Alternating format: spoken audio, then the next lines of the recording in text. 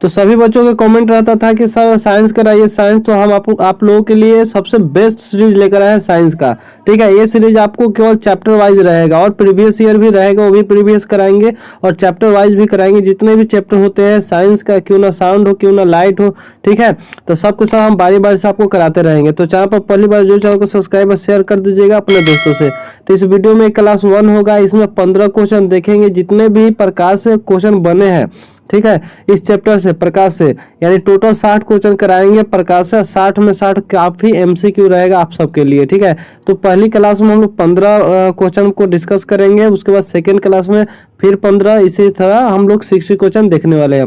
क्योंकि छोटा क्वेश्चन रहेगा तो छोटा वीडियो रहेगा तो आप लोगों को भी बेनिफिट होगा, जल्दी से आप ज्यादा से ज्यादा क्वेश्चन देख सकते हैं। ठीक है, तो चलिए वीडियो को स्टार्ट करते हैं। तो इस वीडियो का फर्स्ट क्वेश्चन आ गया हमारा, बोल रहा है प्रकाश के एक माध्यम से दूसरे माध्यम में गुजरने पर उसकी दिशा में होने वाले परिवर्तन की घटना को हम क्या कहते हैं। ठीक है, देखिए जो प्रकाश होता है, प्रकाश जब एक माध्यम से दूसरे माध्यम में गुजरता है तो उसकी जो दिशा होता है उसमें परिवर्तन होता है, तो उस परिवर्तन को हम लोग क्या कहते हैं। ठीक है, तो 4 ऑप्शन दिया गया है, चारों ऑप्शन में अगर आपको भी पता है तो कमेंट कीजिएगा कि कौन सा आंसर होगा। ठीक है, इस वीडियो में हम लोग 15 क्वेश्चन देखने वाले विथ डिस्कशन के साथ। ठीक, और अगले वीडियो में 15 से आगे बताएंगे, टोटल 60 क्वेश्चन आप लोग कराएंगे, जो कि काफी एमसीक्यू है लाइट चैप्टर से, प्रकाश चैप्टर से, इससे बाहर कोई नहीं आएगा। ठीक है, तो प्रकाश के एक माध्यम से दूसरे माध्यम में गुजरने पर उसकी दिशा में होने वाले परिवर्तन की घटना को हम लोग क्या कहते हैं।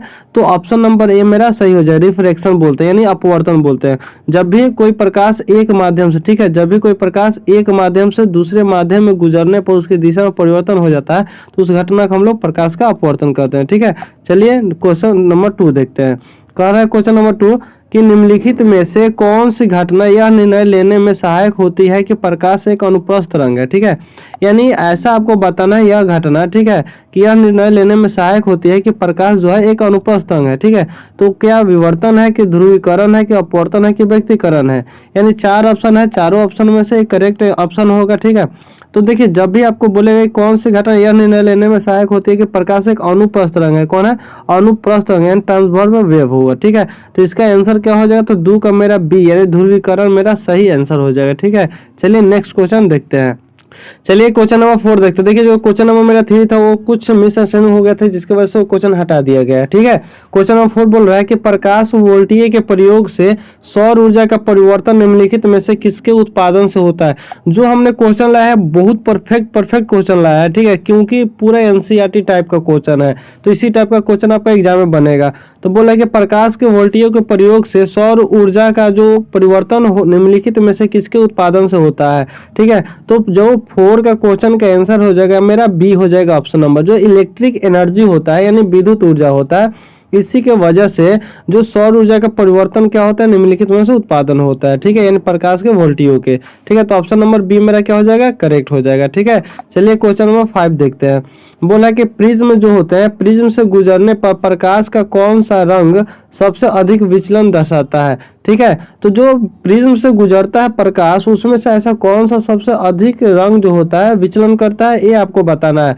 तो क्वेश्चन नंबर 5 का जो डी होगा ऑप्शन यानी बैंगनी। ठीक है, जो बैंगनीकरण है यही जो है कि प्रिज्म से गुजरने पर प्रकाश का रंग जो होता है सबसे अधिक विचलन को दर्शाता है। ठीक है, कौन सा होगा, बैंगनी होगा। याद रखिएगा कि जो बैंगनी कलर है यही है जो प्रिज्म से गुजरने पर प्रकाश का रंग जो क्या करता है सबसे अधिक विचलन करता है। ठीक है, और सबसे कम लाल हो जाएगा आपका। चलिए क्वेश्चन नंबर 6 देखते हैं।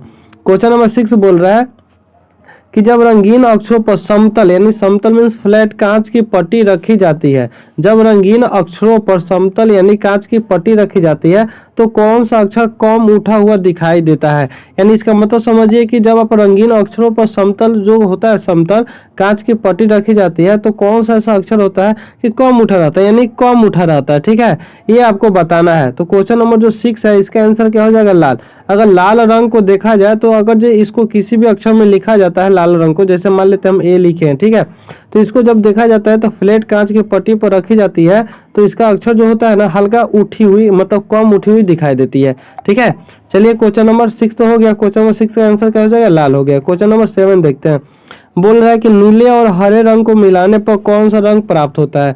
जब हम नीले रंग को और हरे रंग को मिलाते हैं, ठीक है, यानी ब्लू और ग्रीन रंग को मिलाते हैं तो कौन सा रंग मिलता है हमारा, तो जानते हैं आप कौन सा रंग मिलता है। तो जो क्वेश्चन नंबर 7 का जो ए है, यानी ए सियान एक कलर होता है, यही कलर मिलता है नीले और हरे रंग को मिलाने पर।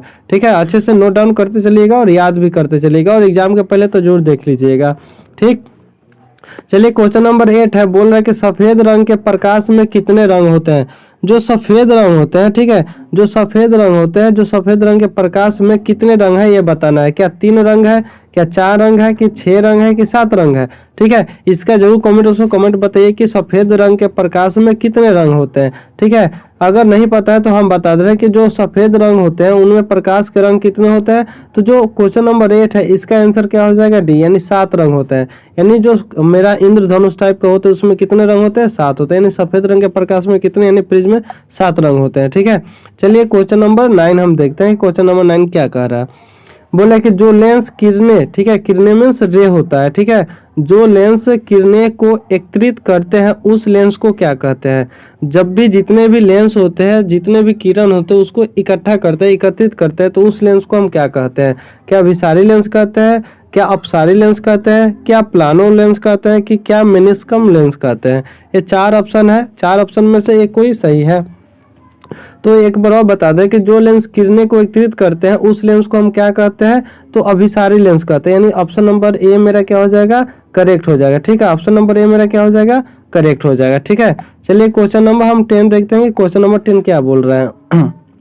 बोल रहा है कि रेटिना पर, क्वेश्चन नंबर 10 बोल रहा है कि रेटिना पर बने प्रतिबिंब, ठीक है, का प्रभाव लगभग कितने सेकंड तक बना रहता है। यानी जब भी कोई हम लोग इमेज को देखते हैं, ठीक है, इमेज को देखते हैं तो जो रिफ्लेक्शन होता है वो मेरे जो रेटिना होता है, आंख का रेटिना होता है, आई होता है, उस पे जो प्रतिबिंब बनता है वो कितने सेकंड तक बना रहता है।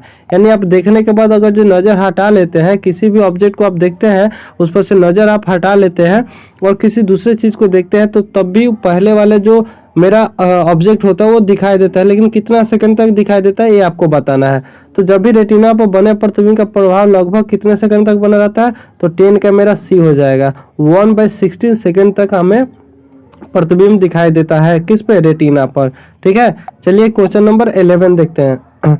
बोल रहा है कि निम्नलिखित में से अवतल लेंस से हमेशा कौन सा प्रतिबिंब बनता है।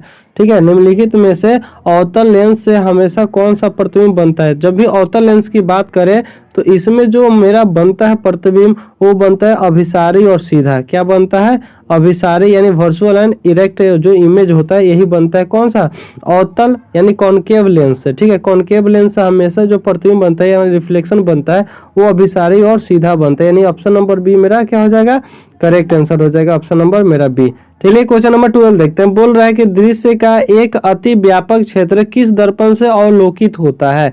ठीक है, जो दृश्य का एक अति व्यापक क्षेत्र होता है, यानी जब भी एक दर्पण की बात करें तो इसका जो अति व्यापक क्षेत्र होता है, ठीक है, वो दर्पण से अवलोकित होता है। वो कौन सा होता है ये आपको बताना है, कौन सा दर्पण होता है। यानी क्या अवतल होता है, क्या उत्तल होता है, कि समतल होता है, कि इनमें से कोई नहीं होता है। ठीक है, तो जो क्वेश्चन नंबर 12 है, क्वेश्चन नंबर 12 का जो आंसर हो जाएगा मेरा उत्तर हो जाएगा, यानी कॉन्वेक्स लेंस हो जाएगा। ठीक है, यानी सॉरी कॉन्वेक्स दर्पण हो जाएगा। यानी किस दर्पण से अवलोकित होता है, तो उत्तल दर्पण से अवलोकित होता है। ठीक है, चलिए क्वेश्चन नंबर 13 देखते हैं। बोल रहा है क्वेश्चन नंबर 13 कि आवर्धक लेंस, ठीक है, आवर्धक लेंस वास्तव में क्या होता है।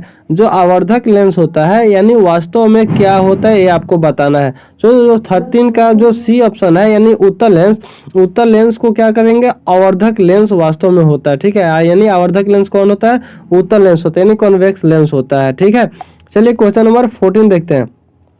बोल रहा है प्रकृति में सबसे ताकतवर बल है, प्रकृति में यानी नेचर में कौन सबसे ज्यादा ताकतवर बल है ये आपको बताना है। क्या वैद्युत बल है, क्या गुरुत्वीय बल है, क्या नाभिकीय बल है, कि चुंबकीय बल है, ये आपको बताना है। ठीक है, तो जो प्रकृति में सबसे ताकतवर बल है वो मेरा क्या है, नाभिकीय बल है। यानी न्यूक्लियर जो फोर्स होता है वो प्रकृति में सबसे ताकतवर बल होता है। ठीक है, तो जब भी ये क्वेश्चन पूछेगा ये MCQ है, अच्छे से पढ़ लीजिएगा कि प्रकृति में सबसे ताकतवर बल कौन होता है, तो नाभिकीय बल होता है, यानी न्यूक्लियर फोर्स होता है। ठीक है, चलिए अगला क्वेश्चन है, इस वीडियो का अंतिम क्वेश्चन है।